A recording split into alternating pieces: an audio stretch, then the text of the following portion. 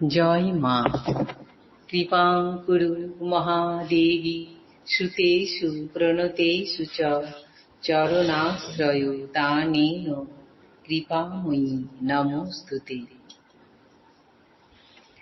স্বামী পূর্ণাত্মানন্দ মহারাজের লেখা চিরন্তনী সারদা নামক গ্রন্থ থেকে আমাদের পাঠ চলছে মমতাময়ী। আজ দ্বিতীয় দিন পাঠ হচ্ছে। মায়ের সেবক স্বামী অরূপানন্দ তখন ব্রহ্মচারী রাসবিহারী জয়রামবাটিতে মায়ের নতুন বাড়ি নির্মাণের কাজ দেখাশোনা করেন। একদিন কোনো বিশেষ জরুরি প্রয়োজনে তাকে নিকটবর্তী একটি গ্রামে যেতে হয়েছিল। দুপুরে খাওয়ার সময় তিনি ফিরতে পারলেন না। সকলের খাওয়া হয়ে গেল, কিন্তু মা খেলেন না। সকলের সব অনুরোধ ব্যর্থ হল। মা বললেন, রাসবিহারী আসুক, তারপর খাবো ক্ষণ। দুপুর গড়িয়ে বিকেল হল, তখনও রাসবিহারী মহারাজ ফিরলেন না। এত দেরি হচ্ছে দেখে মা বেশ চিন্তিত হয়ে পড়লেন। মাঝে মাঝে খোঁজ নিচ্ছেন রাসবিহারী মহারাজ এলেন কিনা। তাতেও সন্তুষ্ট না হয়ে উদ্বেগে বারবার ঘরবার করছেন। অবশেষে সূর্যাস্তের কিছু আগে রাসবিহারী মহারাজ ফিরলেন।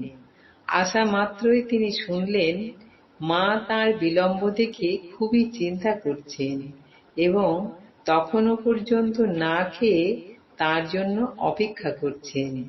তৎক্ষণাৎ মায়ের কাছে উপস্থিত হয়ে তিনি তাঁর বিলম্বের কারণ বললেন এবং ব্যথিত কণ্ঠে অনুযোগ করলেন, মা, তোমার শরীর ভালো নয়, আর তুমি এই সন্ধ্যা পর্যন্ত উপবাসী রয়েছ।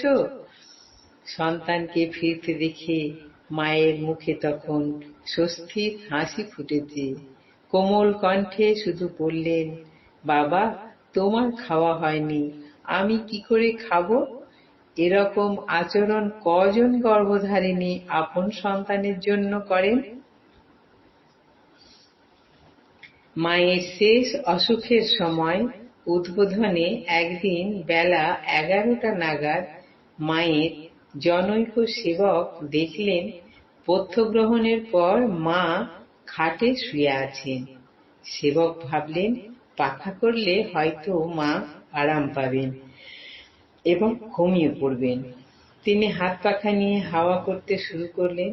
কয়েক মুহূর্তও হয়নি, মা ব্যস্তভাবে বললেন, আর না, তোমার হাত ব্যথা করছে। সেবক বললেন, হাত পাখায় এত তাড়াতাড়ি ব্যথা হয় না, ব্যথা হলেই আমি থামব, আপনি ব্যস্ত হবেন না।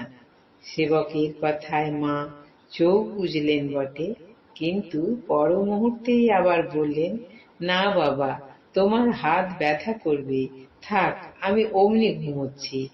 সেবক থামলেন না। 2-1 মিনিট যেতে না যেতেই মিনতির স্বরে মা বললেন, বাবা, তোমার হাত ব্যথা করবে ভেবে আমার ঘুম আসছে না, তুমি পাখা বন্ধ করো, তাহলে আমি নিশ্চিন্ত হয়ে ঘুমোই। সেবককে বাধ্য হয়ে নিরস্ত হতে হল। মা আছেন জয়রামবাটিতে।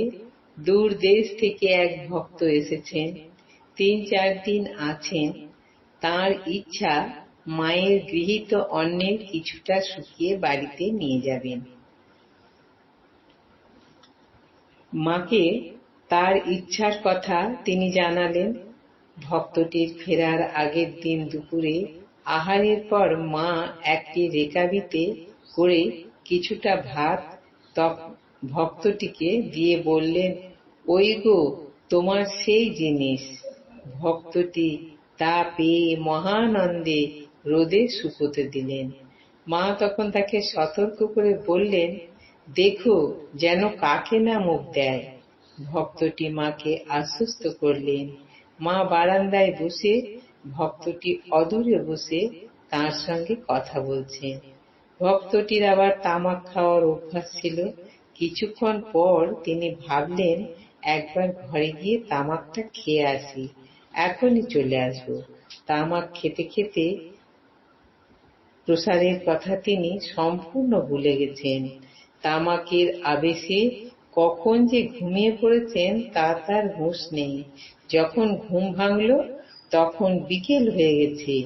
ঘুম ভাঙা মাত্র প্রসাদের কথা তাঁর মনে পড়ল। ব্যস্ত সমস্ত হয়ে গিয়ে দেখেন মা সেখানে একই জায়গায় একইভাবে বসে আছে। দেখে ভক্তটির লজ্জার সীমা রইল না। কোন রকমে মাকে বললেন, মা, আজ আপনার বিশ্রাম হয়নি? মা স্নেহার্ত কণ্ঠে উত্তর দিলেন, না বাবা, তোমার ওটিতে পাছে কাকে মুখ দেয় তাই বসে আছি। আজ এই পর্যন্তই। জননীং শারদাং দেবীং রামকৃষ্ণং জগদ্গুরুং পাদপদ্মে তয়ো শ্রিত্বা প্রণমামি মুহুর্মুহুঃ। জয় মা।